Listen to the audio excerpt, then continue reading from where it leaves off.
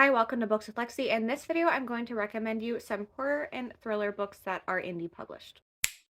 I think these are great recommendations to read year-round. These also are great books to read in April because I am co-hosting a readathon called Realmathon. I will have all information linked in the description, but you get extra points for reading books that are indie published. I personally would love to read more indie published books, so if you have any recommendations, even if they're not in the horror, thriller, or mystery category, I'm still interested. So leave all of your indie recs in the comments. So I think I'm going to start with mystery and thriller recommendations, then move into ones that are thriller and horror blends, and then I will talk about horror. All of the books I'm going to talk about today are books that I would 100% recommend. I think all of them are 4 and 5 stars for me. I'm going to start with one that I don't own, and this is The Missing by Kirsten Modlin. This is a thriller that is set on an island. A couple strangers end up getting stranded together, and they have to survive. This one is over the top, it is ridiculous, and that is what I want in thrillers. At the time of filming, all of Kirsten Modlin's books are on Kindle Unlimited, so you can find The Missing there. You can also find another one that I really liked, The Arrangement. That's a trilogy. I've also read Widow Falls and liked it.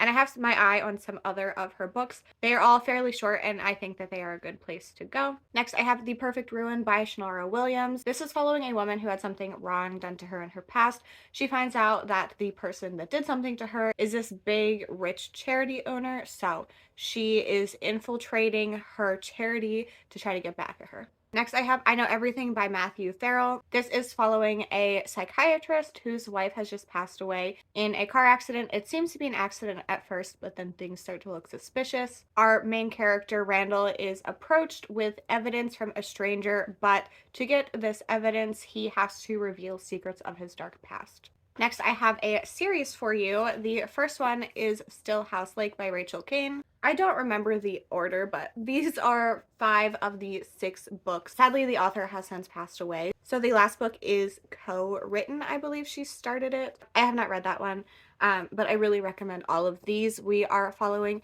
a family. Specifically, our main character is the mother and wife.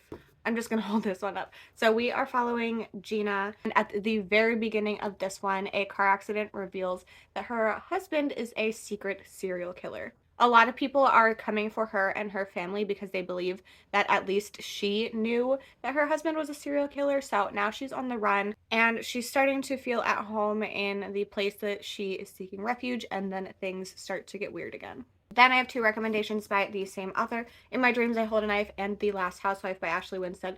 The Last Housewife is one of my all-time favorite books. This is following a group of friends who are meeting at a college reunion, and they are accused of one in the group murdering their friend in college.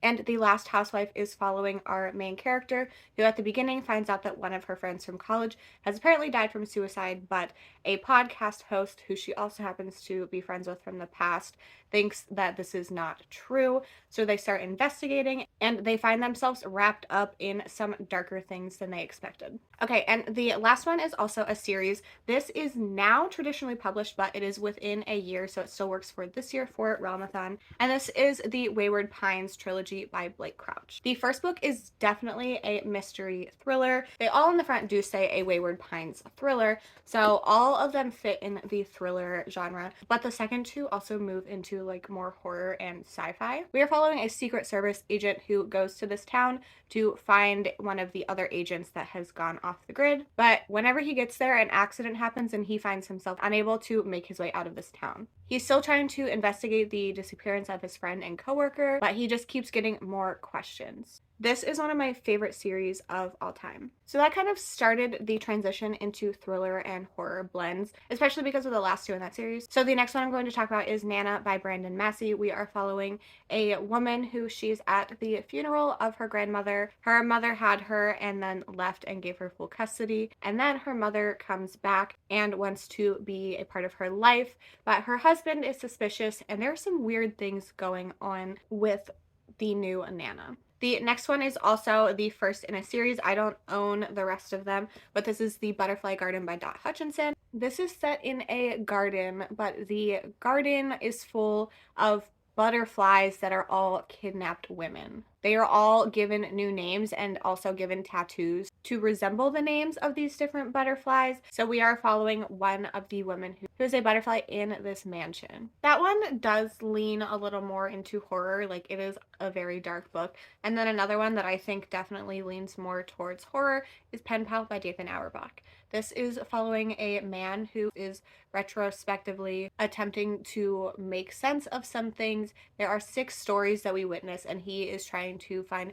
the pieces that fit all of these stories together. There is one story in here in particular that, like, oh my god, I was the most stressed I've ever been while reading a book. So good. This is one of my all-time favorite books. Okay, I have 2 horror recommendations that I don't own. You've Lost a Lot of Blood by Eric LaRocca. This has a story within a story. The main storyline is following a man who I believe is convicted of the disappearance of another man. And then within that, we are reading the story that the convicted man has published that is following a woman and her brother who are going to this mansion for this reclusive video game designer. And she's been hired to do the video game design, but weird things are happening and she's not able to directly meet the super famous video game guy. This one is weird, but so good. And then We Need to Do Something by Max Booth III. This is following a family who gets trapped inside of their bathroom together during a tornado. They go in there for shelter and a tree falls down directly blocking their path and they cannot get out. Next is This Is Where We Talk Things Out by Caitlin Marceau. This is a novella following a woman who goes to a cabin in the woods to reconnect with her mom, who she has a lot of issues with, and ends up getting snowed in. So the last 3 that I don't have copies of, and the next 5 are all novellas. Come Closer by Sarah Gran. We are following a woman who believes she might be possessed, and she is trying to figure out if this is true. She's taking quizzes online, Googling, am I possessed, and like checking off boxes. We are very much in her head, and it is super interesting. Scanlines by Todd Kiesling. This is kind of found footage horror. We are following some high school kids. They end up with their hands on this video that a lot of people don't believe exists of a man in a courtroom committing suicide, and then odd things start to happen from there because of this video. Cirque Berserk by Jessica Guess. This is a slasher that is following a group of high school friends who are on their senior trip, and they end up going to an old abandoned amusement park, which is known for a massacre happening in the past. Sour Candy by Keelan Patrick Burke. This is super short, and it is following a man who is at the grocery store and witnesses a kid screaming about candy, and then the mother just like shoves all the sour candy into her mouth, and then he leaves, but he finds himself in care of this boy.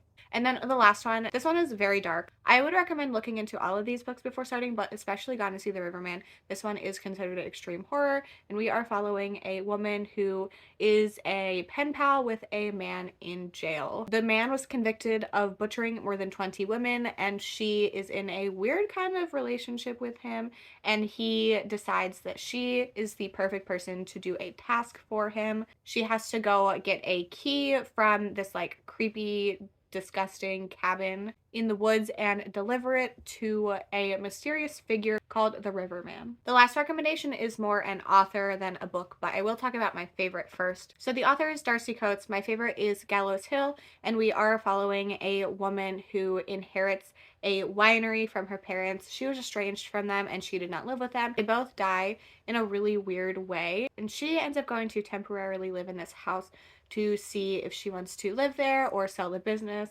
And then bad things start to happen in the house, and she is worried that she might not make it out.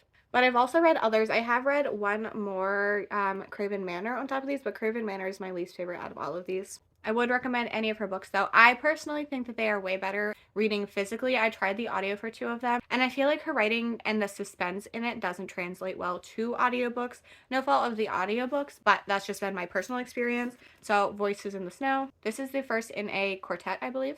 Hunted, this one is more on the thriller side. The Carrow Hunt, this is my second favorite. The Haunting of Ashburn House, The House Next Door, and From Below. So I really like all of Darcy Coates' books that I've read, and even the bigger ones that are in the higher page count, I still think read really quickly. So those are all of my recommendations for indie published books. Once again, these are great to read at any time, but they are especially perfect for April and Realmathon. Do not forget to leave any of your indie published recommendations in the comments. I'd love to know your thoughts on any of these books if you have read them as well. If you are looking to find me in other places on the internet, I have links in the description, including my Bookstagram, my Storygraph, and my Patreon. Other links in the description will include everything you need for Realmathon, so make sure you watch the announcement video for that as well. I hope you enjoyed this video. Thank you so much for hanging out with me, and I hope to see you in my next one. Bye!